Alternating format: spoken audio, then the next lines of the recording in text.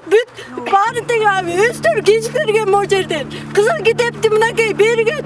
Үйгө жакшы окат жей албай калдык. Азыр силер окатты жеп атасыңар. И бирөөнүн үстүнөн да жеп атасыңар даже. И что мы должны делать? Где ваш закон? Канмес мынакей 2003-жылы кесилген да тээ жактан кескен. Анан бул Ленинский районго өтүп кетти. Силерге атмен болуп калды. Токтотобуз деп мынакей решениясы 2003-та токтотобуз силерге башка жерден кесип беребиз деп мына мояктан кесип берип кызыл китеп беришкен да мынакей 140 деп. Эми бул незаконный деп бул кызыл китептичи эч кандай мен эчтеке үй сала албай атам. Бул жер деген барсам айтат мына улан жакшы билет мынакей. Мен до сих пор ушунча 2003-төн бери мен квартирада жашап атам мен. Квартирада фундамент куюп коюп сала албай атам мен. Мынакей 140 деп барсам мына эч кандай же прописан боло албайм же үй сала албайм. Фундамент боюнча турам эч кандай документсиз бул кызыл китебиң жарабайт дейт мынакей. Сокулук бүт баары тең abi өстөр кеч берген mo жерден. Кызыл китепти мынакей берген. Мен эч кандай үй сала албай отурам. Квартирада жашайм мына орган кызматкерлери бүт билет. Ошол. Кулина, мынакей. Ушунча жылдан бери квартирада жашайм. Үйүмдү сала албай келем. Ушул ака чейин. Кулина, бүт баары таанышат мени. Анан 6 жылдан бери буга кызыкчылыгы бар кишилер барбы жокпу мен билбейм. Бирок Кудай асманда карап турат. Аны жашатпайт, анын бала чакасын жашатпайт. Ошону ойлонуш керек. Кудай бар үстүндө. Эмне үчүн ушуга чейин азыр прокуратура, мурунку 3 прокуратуранын сөзү азыркы жан келген мен сизге катуу айта албайм. Информациясы жок сүйлөп атканда просто мен ичим күйүп атат. Мурунку прокуратура менен сүйлөшкөндө биз так сүйлөшкөнбүз. Ал иштен чыгып кетти. Кайра эле жаңыз келет. Ал иштен чыгып кетет. Кайра эле жаңыз келет. Биз биле. Биз кайра кайталай беребизби бул нерсени? Бир чечип берип койсо болот. Ушул жерден биз мамлекетке биз эч кандай залакабыз тийбесин. Бизди болгон эле бала чакабыз менен ушул кыргыз мамлекеттин жараны болгондон кийин биз талада калып жатабыз. Документибиз бар, бардыгы бар, көз акты бар, бардыгы бар. Басып алган жерлерди деле документтештирип атпайбы? А биздики 13 жыл мурун Акаевдин убагында болгон нерсе бул. Реальный өчөткө туруп болгон нерсе. Эмнеге ушуну карашпайт? Каякта сокур. Азыр бардык президент алмашып кетти, анан премьер алмашып кетти. Карапайым эл алмашкан сайын улам биз жүрө беребизби көчөлө ушинтип? Үйгө жакшы окат жей албай калдык. Азыр силер окатты жеп атасыңар. И бирөөнүн үстүнөн да жеп атасыңар даже. Ошолор кармалуу ит болуп атат. А биз бирөөнүн үстүнөн эмес, өзүбүздүн окатыбызды үйдө отуруп калчылдап жеп атабыз. Качан үйдөн чыгарып ийет деп. Түшүнсөңөр болот акыры. Биз көп сөз айта турган сөздөр бар. Ак үйгө да бардык. Ак үйдүн жанагы Атамбаевдин убагында жанагы Манас Давир Арабаев менен да кеңештик. Андан кийин анын ордуна келген киши менен да чечиштик. Эмне чечилбеген? Өлүмдөн башкасы бүт чечилет го. Эмне үчүн чече албайт? Президентке болсо жеткирбей атабы, же эмне болуп атат? Билбейм. Урматтуу президент, ушу биздин сөзүбүздү угуп коюңузчу. Айла кетти. Үйгө жашай албай калдык. Хотя бы Кыргызстанда бир бизге законду чек бергенден кийин, ошону мыйзамдуу болгондон кийин карап берип койгулачы, басып алган жокпуз го. Бизге бул жер мыйзамсыз берилген эмес. Биз ал жерди сатып алганбыз. Мы третьи покупатели. Почему мы должны страдать от этого? Хотя мурун уже ушул жерде жашаган адамдар алышкан экен ошол жерлерди. Андан кийин бизге сатып атпайбы? Сатып алган кишилер эмне үчүн страдать этишибиз керек? Канча жерге барып, мына сиз азыр жана сөз айтып атасыз. Бул сөздү биз уже 100 жолу уктук. Мыйзам чегинде карабыз. Биз генеральный прокуратура бул жерде засада болуп да жатканбыз. Ал жерден сизден да сиз окшор 3-4 келип бул жерде канча бизге үйрөткөн. Но однако до сих пор это не решается. И что мы должны делать? Где ваш закон?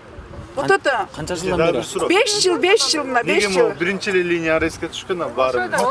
Жер деген эме В шахматном порядке. Мен алган жерим 16 соток. Мен 2 тугандан сатып алдым. Но однако бир жерим ареста. Это законно, вы считаете?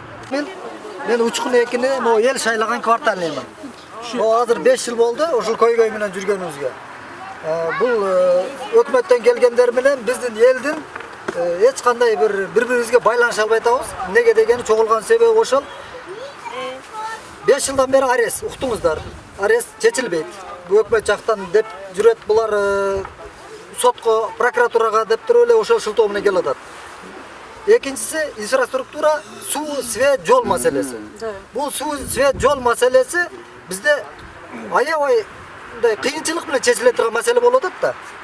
Айыл өкмөтүбүз Кудайга шүкүр бюджет жакшы эле. Жылыга эрте жаз кайрылабыз. Депутаттар сессияда көрдүк дейт. Жана быйыл силерге суу болот, свет болот, жол болот деп.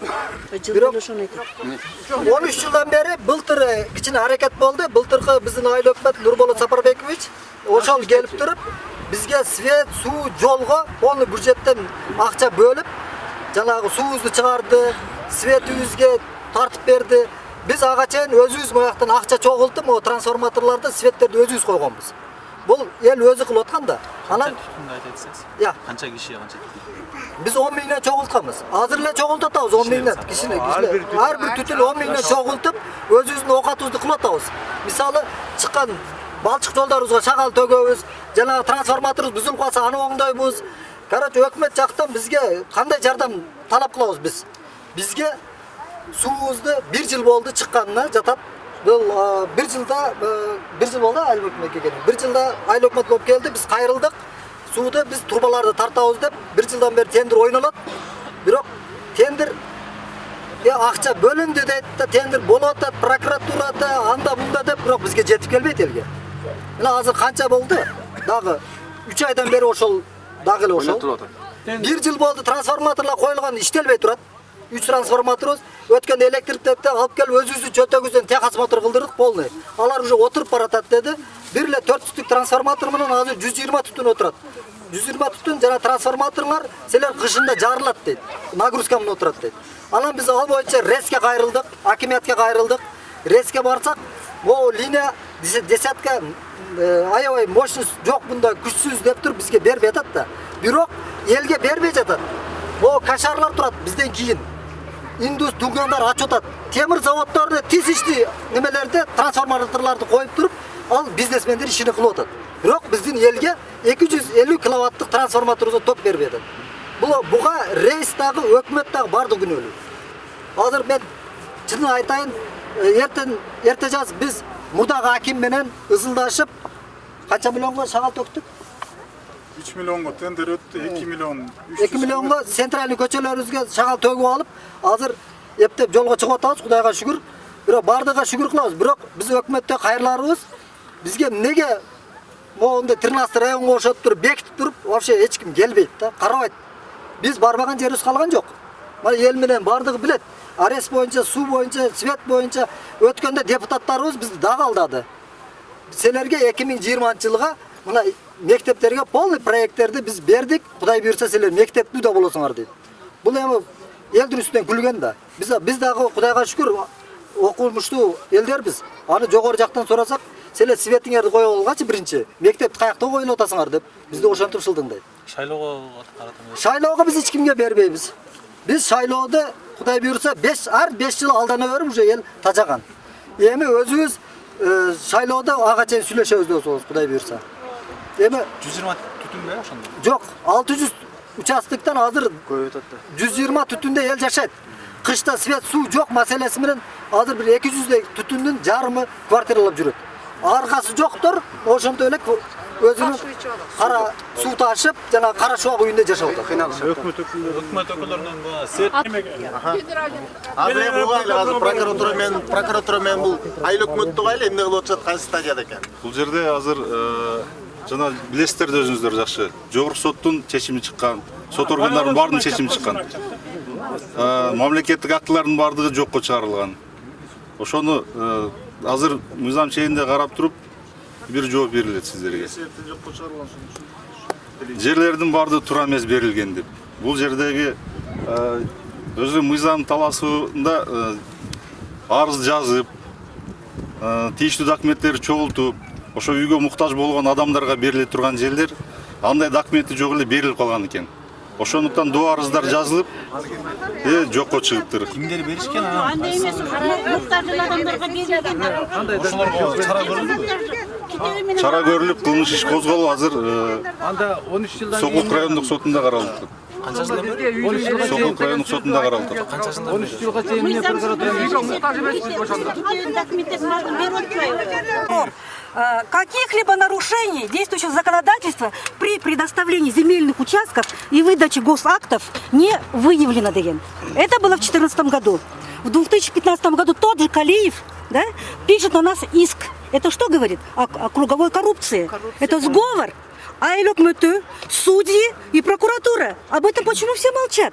Баягыле сосканы бизге келип уже канча 6 жылдан бери эмизип атасыңар. Мы это уже давно наизусть знаю, закрытыми глазами знаем. Но никто же ничего решать не хочет же. Я мазур жерде сүйлөп, кетип калабыз и все. Биз байкуда калып калабыз. Мы сюда пришли для чего? Чтобы это опять слышать, что ли? Мы пришли, чтобы решили наш вопрос. Ладно, болду, но проблему никто не хочет решать. Хорошо, болду. Кто возьмется, кто будет ответственный из руководства, которые получают деньги за наши налоги, решить нашу проблему? Это же наши деньги, за наши деньги вы зарплату получаете. Ладно, хорошо, кто ответит? Нигим, мой налаты и решит нашу проблему. Для чего у нас айыл өкмөтү? Для чего у нас айыл? Для чего они сидят анда, если биздин вопросты чечпегенден кийин кетсин, башка бирөө келип туруп анда, биздин вопросты чечсин анда. Канча жылдан бери? У меня уже внуки родились. Мен уже неверем төрөлдү. Ким чечет? Хорошо, ладно. Мен анау 100 Ким чечет ошону? 100 гектардан мисалы айылда